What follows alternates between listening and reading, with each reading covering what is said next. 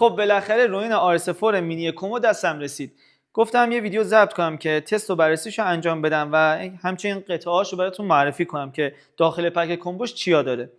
بذارید من اینو باز کنم. خب فکر می‌کنم اولین روین 4 مینیه که رسیده ایران دستم. خب بریم برای معرفیش. اول از گریپش شروع کنم. گریپ یا تریپاد که خب جنسش خیلی بهتر شده، رنگش هم که می‌بینین سفیده. بعد بدنه اصلیش از جنس تفلونه و احتمالاً ضد خش هم باشه. حالا ما باید ازش استفاده کنیم ببینیم خش میشه بدنش یا نه. و بدنش از نظر سایز یه خورده نسبت به سری قبلیش RS3 مینی یه خورده بزرگتر شده. موتورها هم یه خورده سایز موتورها بزرگتر شده ولی حد اکثر وزنش 2 کیلوه فقط. بعد بریم برای ادامش که روی بدن PF, PTF, FPV شبیه سری RS4 استاندارد یا RS4 پرو که روی بدنه داره این مدها رو، ولی تو سری RS3 مینی دیگه روی بدنش نبود. بعد شما از رو تاچ صفحه این کارو می‌کردین. یا قسمت زوم دیجیتال یا اون حالت جویستیکش بازم روی بدنه گذاشتش. دیگه چه تغییراتی کرده؟ خب فقط یه قسمت هولدر روش قرار میگیره. شما دوال هولدر دیگه نمیتونین روش ببندین. فقط یه تک دسته است که در ادامه دستش هم بهتون نشون میدم هولدرشو. بعد قسمت رول قربیلکش هست و تریگرش هم که هست اینجا. تغییرات دیگه بخوام بگم، قسمت پیچی که باعث میشه که شما حالت هوریزونتال و ورتیکال هم بخواید تصویر بگیرین، پیچش یه خورده تغییرات داشته که اینم خیلی جالبه، در ادامه بررسیش میکنم. و ستاپش هم خیلی راحت تر شده به خاطر اینکه جنس بدنه فرق کرده و راحت تر میشه موتورهاشو ستاپ کرد. دیگه اینو بذارم کنار رو بریم برای ادامه. اینو ستاپش کنم قسمتشو. خب بریم برای دسته هولدرش هم بهتون نشون بدم.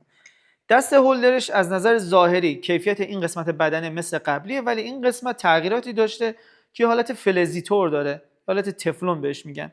بعد از نظر کیفیت که خب خیلی عالیه، مثل سری قبلی کیفیت داره. این انتهاش هم پیچ داره واسه مانیتور یا حالا بخواین هر قطعه دیگه بخواین روش ببندین. و این قسمتش هم پیچ داره، شما میتونید این قسمت هم مانیتور ببندید. این یه مورد، من بذارمش کنار. بعد یه قطعه دیگه ای داره که دقیقا مثل سری قبلیه ولی یه تغییرات خوبی داشته. کفی بزرگترش مثل حالا سری RS4 استاندارده دیگه، مثل مینی نیست و خیلی بهتر شده. این قسمت باعث شده که شبیه سری RS4 استاندارد باشه.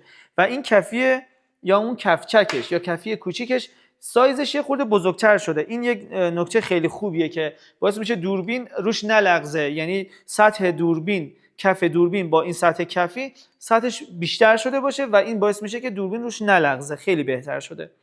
بعد این جنس پلاستیکیش هم خیلی خوبه، اینم مثل سری قبلی. این حالا چی کاری انجام میده؟ این میاد دقیقاً فیکس بدنه میشه. شما دقیقاً جهت فلش لنز رو باید در زیر دوربین قرار بدین که این بیاد فیکس بدنه بشه به این شکل و بعد دوربین دیگه لغزشش کمتر میشه که حتی ستاپت هم سنگین باشه این خیلی کفیش کمک کننده است. یه چیز جالب‌تر هم توی کفیش فهمیدم، این قسمتش یه تورفتگی هایی داره. این تورفتگی ها چیه که من ستاپ کردم فهمیدم، دیدم هر کدومش یه مرحله‌ای داره. مثلا بدنه دوربین مثلا آلفا تری با شاید مثلا با FX3 یا FX3 فرق داره، باعث میشه این کفی هر مرحلهش نسبت به اون سایز الا دوربین بیا تغییر کنه و اینم خیلی جالبه، در ادامه بهتون نشون میدم. و میایم برای قطعه‌ای که باعث میشه شما هم حالت ورتیکال رو بخواید ضبط کنیم هم حالت هورزونتال رو، که اینم خیلی باحال شده. این قسمتی که حالا تو رفتگی داره که شما میتونید حالت ورتیکالش رو بذارین. بعد ادامه قطعه‌اش هم من نگاه کنم. بستن پیچش نسبت به سری‌های قبلی برعکس شده. ما قبلا اینجوری میکردیم باز میشد، حالا برعکسه، شما باید اینجوری کنید تا بسته بشه. خیلی باحاله. و دیگه در ادامه پیچ تنظیمش هم کیفیت قبلی رو داره و این قطعه‌ش هم یه خورده کوچیک‌تر شده. حالا وزنش هم خیلی عالیه، وزنش هم بهتر شده نسبت به سری قبلی. و خب یک چیز خیلی مهمتر که توی کومبوش هست اینه Intelligent Tracking. این واقعا ترکش خیلی قویه، تستش کردم و ستاپش هم خیلی راحته. شما روی بدنه روی موتور تیلت راحت میتونین بذارین به این شکل. بذارین من بهتون نشون بدم اینجوری. خب ببینید یه قسمت مگنتی داره، شما این مگنت رو از این ارتفاع ول کنین، آزادش کنین، اینجا میمونه. این مگنت رو از بالا آزاد میکنیم، تو این قسمت میمونه و شما با اشاره دست میتونه که به دوربین میفهمونیم به رونین که باید ما رو ترک کنه یا نه رکورد کنه یا رکورد رو قطع کنه. دوباره 2 تا گیره داره، گیرهاشو به این شکل جداش میکنیم. یه قسمت تایپ سی داره و در ادامه اینو باید تست کنم ببینید این قسمت تایپ سی آیا روی رونین های دیگه هم کاربرد داره یا نه. فعلا تستش نکردم. خب و این قطعه هم بهتون گفتم و کابل هاش هم که مثل هر سری دو سر تایپ سی گذاشته واسمون و یه کابل شارژرش که در مورد شارژش بخوام بهتون بگم 13 ساعت بهتون کار بهتون میده. یعنی شارژش 13 ساعت هست و فست شارژ هم میتونه باشه. من توی یکی از ویدیوهای دی جی آی دیدم حالت فست شارژ داره. شما یه آداپتور سرعت بالا هم داشته باشین این قسمت میشه فست شارژ و خیلی هم سریع شارژ میشه نسبت به سری‌های قبلی.